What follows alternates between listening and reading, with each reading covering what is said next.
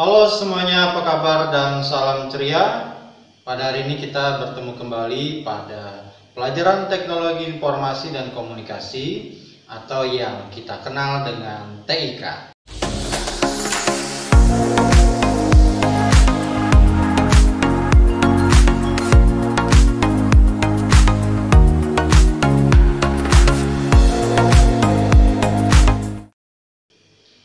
Sebelum kita mengawali kegiatan kita pada hari ini, mari kita mengawali kegiatan kita ini dengan berdoa. Berdoa mulai. Berdoa selesai. Pada hari ini Bapak akan membahas tentang jenis-jenis alat komunikasi yang ada di sekitar kita. Nah, apa ada yang tahu apa saja alat komunikasi yang ada di sekitar kita? Ya, benar, yaitu bel, ada juga HT atau handy talkie, kemudian ada televisi dan juga handphone. Nah, akan Bapak jelaskan lebih mendalam lagi kepada anak-anak mengenai alat komunikasi ini.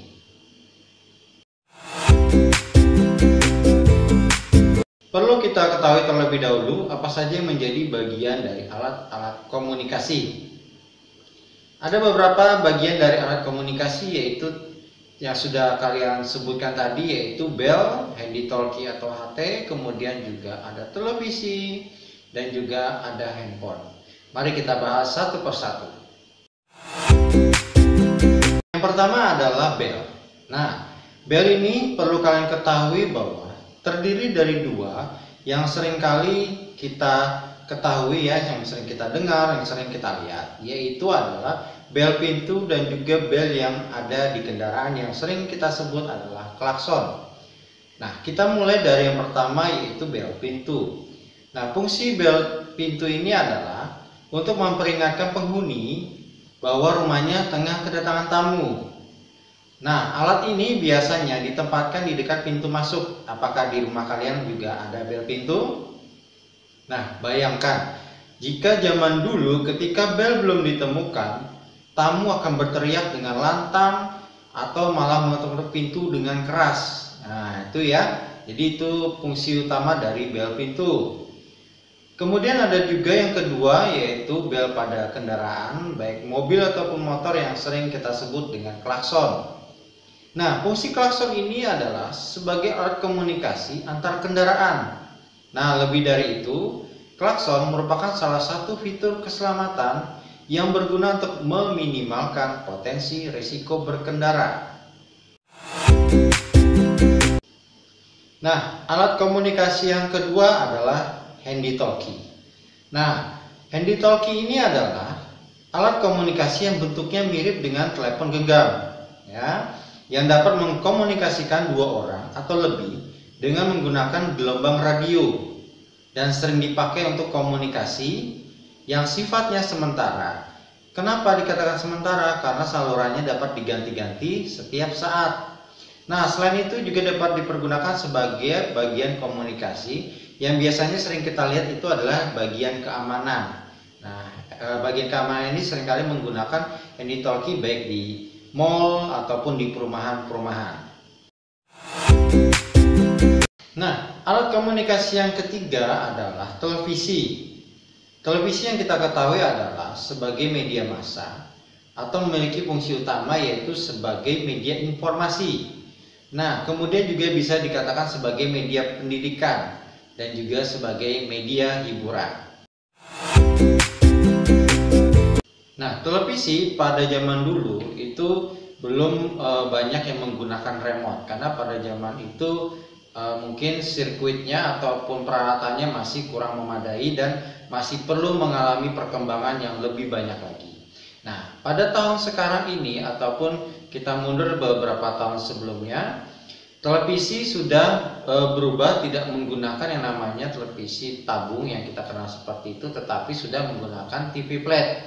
Nah, TV flat sendiri sekarang di tahun 2000, akhir 2001, tahun 2020 sampai 2021 itu sudah mengalami perkembangan yang luar biasa. dan juga sudah menggunakan ini yang kita sebut Smart TV. Jadi kita bisa langsung menggunakan YouTube dari satu TV saja yang bisa kita pakai dengan internet. Nah, seperti itu perkembangannya televisi yang sekarang ini. Nah, yang terakhir adalah alat yang sering kita pergunakan dan bahkan sampai anak-anak sekalipun mempergunakan alat ini ya, yaitu adalah handphone atau yang kita sebut dengan HP. Nah, fungsi handphone ini sendiri adalah itu sebagai alat, tidak hanya sebagai alat komunikasi sekedar telepon dan SMS ya, tetapi juga sudah berkembang sekali yang bisa digunakan untuk berbagai hal. Bisa juga seperti untuk foto, kemudian membuat video, kemudian video call. Nah, sangat luar biasa sekali untuk perkembangannya handphone sekarang ini ya. Bahkan mungkin akan terus berkembang, ditambah lagi dapat mengakses internet. Nah, karena itu handphone ini sering kita sebut smartphone yang seperti sudah Bapak katakan tadi. Nah, handphone ini pun juga mengalami perkembangan sama seperti televisi. Dari masa ke masa, khususnya dari tahun 80-an atau 1980, handphone itu sudah ada. Nah, dia berbentuknya itu sangat besar sekali ya, mungkin segini, ada 30 cm, seperti itu dengan kabelnya lagi yang agak memanjang. Kemudian semakin tahun handphone pun bertambah perubahannya, kemudian fiturnya pun juga bertambah, sama seperti sekarang juga di tahun 2000-an ini. Khususnya dari tahun 2010 itu sudah mengalami perubahan handphone, mulai ke yang ini seperti nada deringnya itu lebih bagus lagi untuk didengar, bisa musiknya yang lebih jelas lagi ya. Nah, perlu kita ketahui juga suara dari berbagai alat komunikasi. Jadi kita tidak hanya belajar tentang bentuk-bentuk dari alat komunikasi kemudian dari masa ke masa, tapi kita juga perlu mengetahui suara-suaranya ya. Kita mungkin bisa melakukan tebak-tebakan ini ya. Nah, mari kita dengarkan dan kita tebak sama-sama.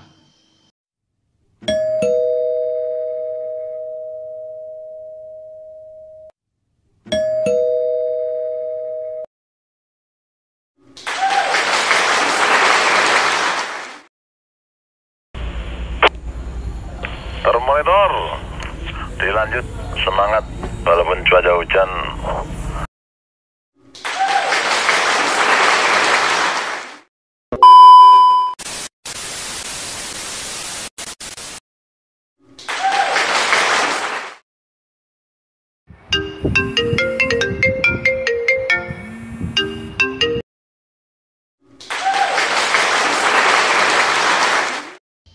Nah, anak-anak, kita sudah mengetahui ya bagian-bagian dari alat-alat komunikasi, dan bahkan kita sudah mengetahui suara dari masing-masing alat komunikasi tersebut. Nah, sebelum kita mengakhiri perjumpaan kita pada hari ini, mari kita mereview kembali yang sudah kita pelajari tadi. Nah, kita sudah mengetahui tadi apa fungsi, kemudian alat komunikasinya dari masa ke masa, dan bahkan kita juga sudah mengenal suara dari alat komunikasi tersebut, seperti bel pintu atau kita sebut dengan bel ya, seperti bel yang terdiri dari bel pintu dan juga klakson pada kendaraan. Nah, kemudian juga ada handy talkie, ada televisi dan juga handphone.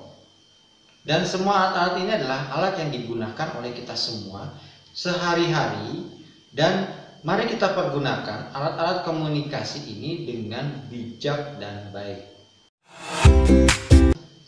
Demikian perjumpaan kita pada hari ini. Semoga apa yang Bapak sampaikan dapat bermanfaat untuk kita semua. Mari kita selalu terus bersemangat, terus rajin belajar ya. Dan sebelum kita mengakhiri perjumpaan kita, marilah kita tutup dengan berdoa. Berdoa, kita mulai. Berdoa selesai. Ya, demikian adik-adik, salam ceria dan tetap semangat.